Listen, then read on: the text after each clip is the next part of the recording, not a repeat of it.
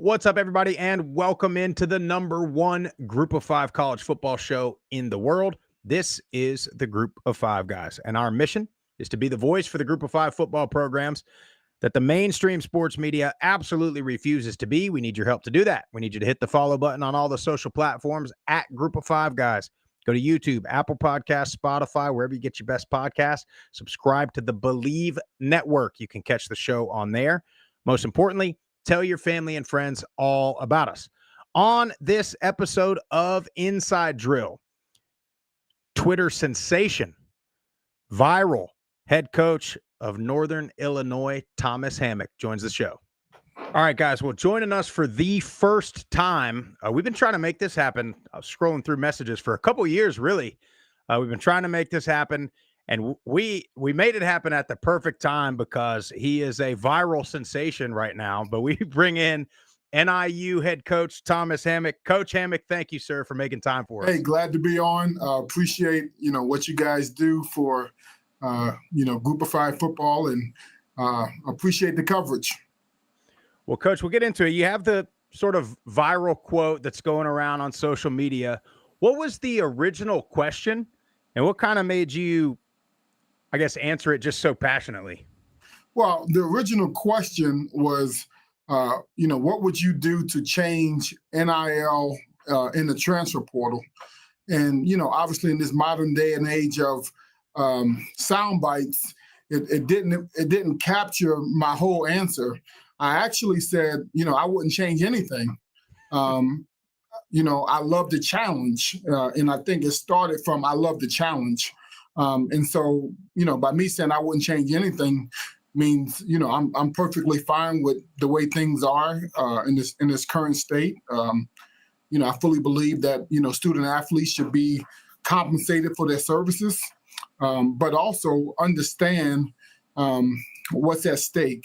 There's a bigger picture with everything that you do, and make sure you are planning for the future and the long term of your success is what I was trying to get across in my message. And I think that's important, for young people. And, I spent 5 years in the National Football League and seen a lot of guys, and obviously the history of a lot of people that have gone broke being professional athletes.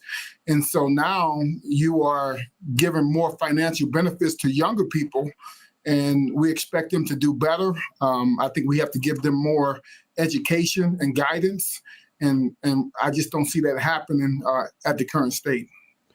So what do you think is the solution? I mean, obviously you're doing your part, right? You get in front of the press, or you get in front of your team, and you're trying to educate them on these things. But what do you think the solution is from a broad standpoint on how we can educate these kids? Yeah, I think some of the things that we can do as a coaching community is make sure, we put things in place to make sure that we don't just show them the glitz and the glamour during the recruiting process, but more of the education of, how can you make your money work for you? How can it be long-standing, not just for the here and now, but for the long term? Because everything that you see, is nothing more upsetting than when I see some of these recruiting visits and they have all these nice cars lined up, right? And, everything that you're not supposed to do when you have, financial capabilities, they show, right? How about having financial advisors lined up and welcoming people on official visits and saying, hey, if you're making money, these are some of the things that you can do to help secure your future. But that basic education, because young people don't know, right? Social media is out there. They see people with nice things and they want to have nice things. And I understand that. But you have to make sure that they're planning for the long term. And really that was my point, making sure they are learning skills and things necessary that they can benefit for the next 40 years and 50 years of their life. And Coach, we definitely feel like you have an old school kind of approach to the game, especially in this new era, especially about developing guys and creating relationships. Why do you think that's so important in today's game? Well, I think when I came back to college, I came back because you wanted to make a difference in young people, right? Obviously, the NFL, you have a chance as a business. You're coaching football for a living. But to me, the college experience is just a little bit different. And I know people want to try to put it in the same box. I think there's different circumstances. This is an education model. And part of it is our job is to help mentor and guide and help them transition, for the next aspects of their life. Whereas the NFL, right, they're older, they've had different experiences, they at different points in their life, they have families, they have other responsibilities. They're more apt to handle different things that come their way. And so when I came back to college, my goal was to help mentor and guide young people, very similar to how I was mentored in college. And my coaches made a tremendous impact on me and helped me become the person that I am today. Coach, you often tweet about, trusting your eyes and your recruiting and developing with the high school kids, especially. Is there a specific type of kid and specific type of family that NIU is going after that doesn't want the rented Lambos and the rented Ferraris and does want a coach that's going to help them in life? Because unfortunately, we see a lot of times it's not necessarily the kid, it's their family or their parent or their advisors that are pushing them towards all that other stuff. Well, I think number one, the biggest thing that people have to do is talk to people in the recruiting process. There are so many more people involved nowadays in the recruiting process that a position coach or a head coach may not even talk to a kid until they come on campus, which, I offer every kid that we offer. I think that's important because I'm responsible for every kid that comes in our program. I make sure the position coaches or the area coaches are having first points of contact because, at the end of the day, you have to know the kid, build that relationship if you want to get the best player, because that character is a big piece of what that kid is going to become on and off the football field. And so we are hands-on in the recruiting process. We get to know them, and then that allows us to make the best decision possible as far as if that young person is a fit for our program. Obviously, being a former athlete at NIU, just one of the greats, does that give you an extra leg up when you are recruiting? Because you can describe it not only as a coach, but as a player. And, what makes NIU such a special place to go to school and to play? Well, obviously, having played somewhere, you have a tremendous amount of passion for the place. You know what it did for you, the lessons that you learned. But it's also a double-edged sword from the standpoint of, when you lose as a coach, you really lose twice. And that's what people don't understand, right? They can say, oh, he lost the game. Well, I take it twice as hard. I take it, as a coach, being that this is my profession, but also as a former player, because I know what it takes. I know what the kids are putting into it. I know what we are putting into it as coaches. But also as an alumni, you never want to, make your school be put in a bad light. So it's definitely a challenge. But certainly I have a lot of pride in NIU. Want to make sure we put our players in the school in the best position possible to win as many games as we can. Coach, so speaking of, players and wins and losses and development, so you're mid-camp. You're kicking off here in a little less than 2 weeks. Anybody or any position group in camp that stood out for you that you're most excited about? Yeah, I think, our D-line has really been retooled and redeveloped. We lost some guys last year to graduation, and, we lost some guys to the portal.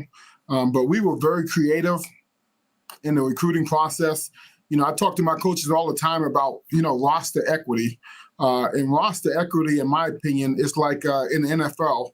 When you lose a guy to free agency, they get overpaid. Your job is to find similar or equal production at a much cheaper rate. And so that's our ability to go out there and find guys that we feel like we can get similar production.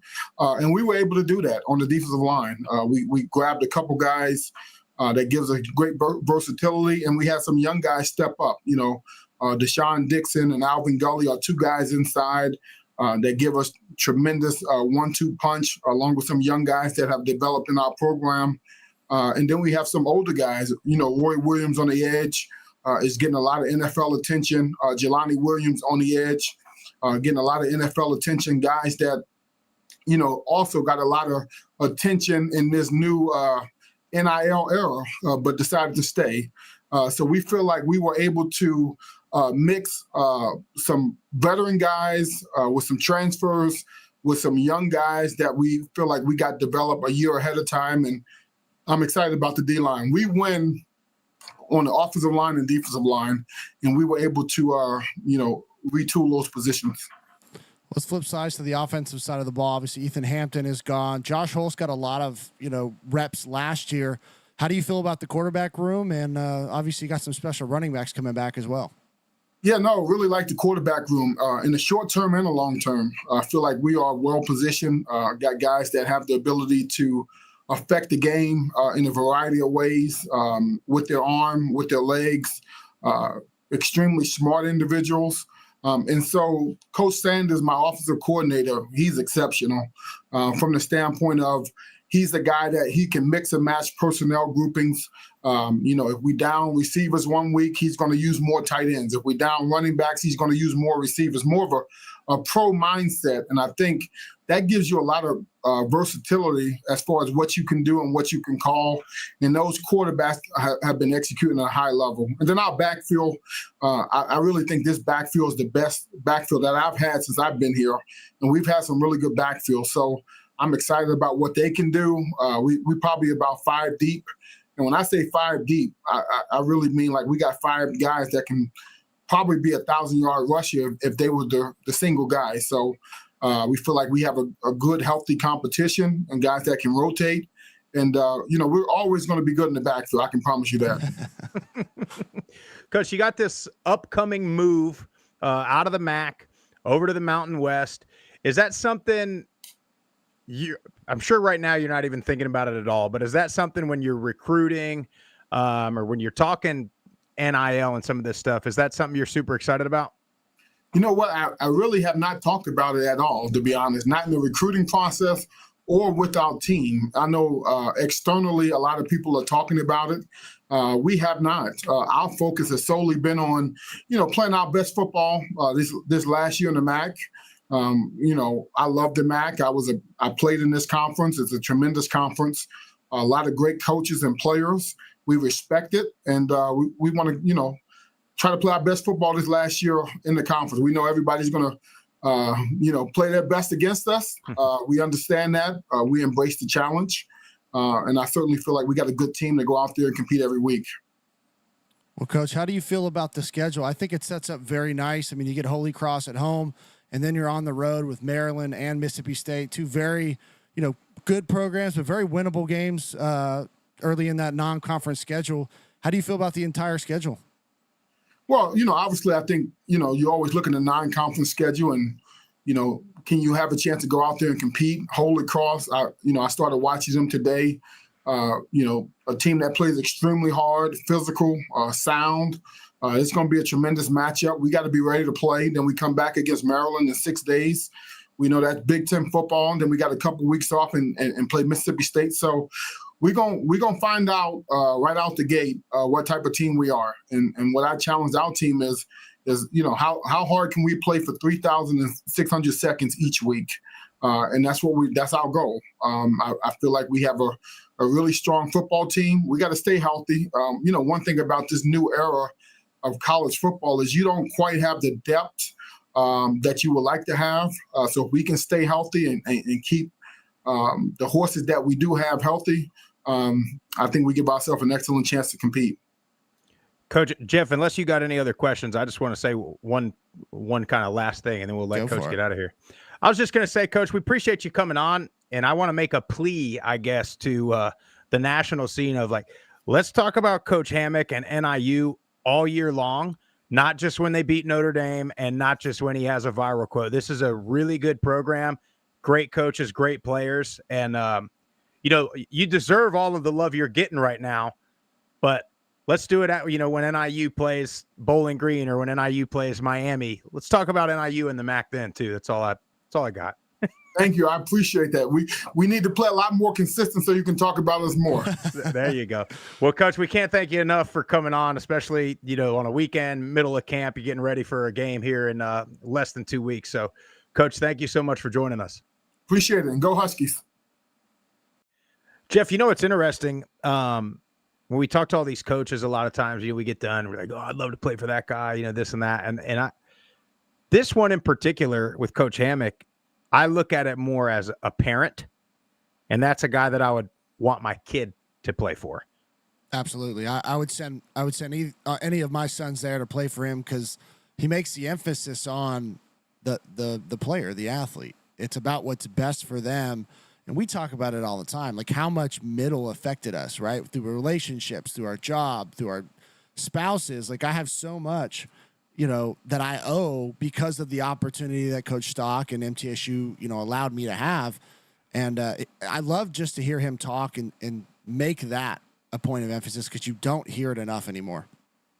I thought, the most interesting part of that conversation was when he was talking about all the schools that bring in rented cars and all the, jewelry and all the flashy stuff. He's like, we're promoting everything you're not supposed to do when you make some money. Mm-hmm. And I never really thought of it like that. You know what I mean?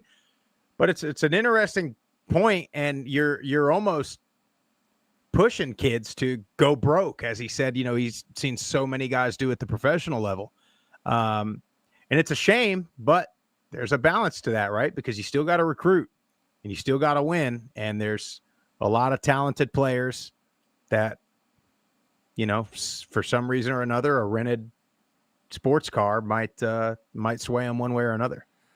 Yeah, I'm interested to see if we see that trend kind of die down in the next just couple years, especially with rev share going on now. Not everybody has the same amount of money through their university that are able to pay players, but I don't know. I just think that at the end of the day, it comes down to you got to sell the parents.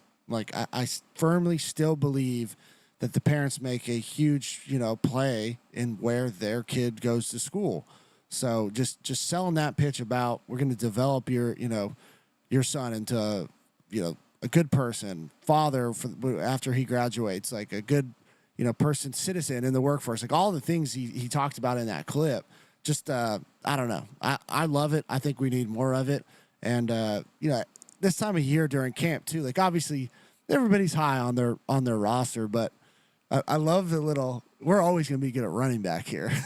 Yeah. Well, and I love him going when we ask about position group, he goes right to the D line.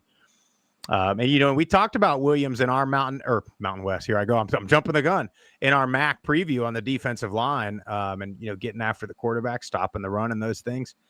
I mean, look, they're always in it. They always got a shot. NIU does. Yes, they do. But he's absolutely right. They're gonna have a target on their back.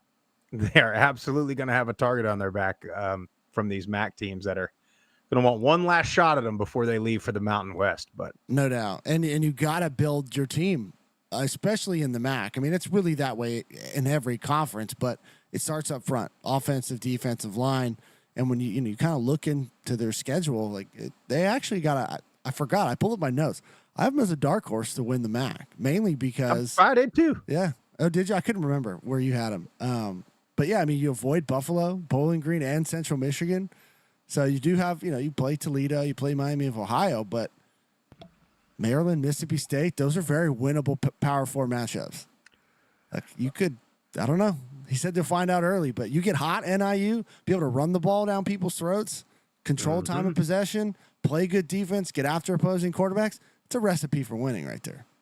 100% it is. And then the last thing is he talked about the depth, and that's something that we've talked about for a long time on this show. And it's even more relevant today with the portal and all of these things is nobody's got the depth that they used to have. So whoever gets hot, whoever stays healthy, Those are going to be your conference champions and your contenders in all of these conferences. But Coach Hammock, can't thank you enough once again for coming on the show in the middle of camp too, on a Sunday too, by the way, Jeff. I mean, that's you gotta appreciate that. But NIU is going to be a problem. I can't wait to watch them. But that's all we got for you guys today. Stay tuned for this entire football season. We'll be going next week, Monday, Wednesday, Friday, 6 a.m. Eastern Standard Time, live show for 1 hour, recapping Saturday games, previewing these midweek Maction games, and then previewing the weekend games. It's going to be a lot of fun. Make sure you check it out. Follow us on all the social platforms at Group of Five Guys.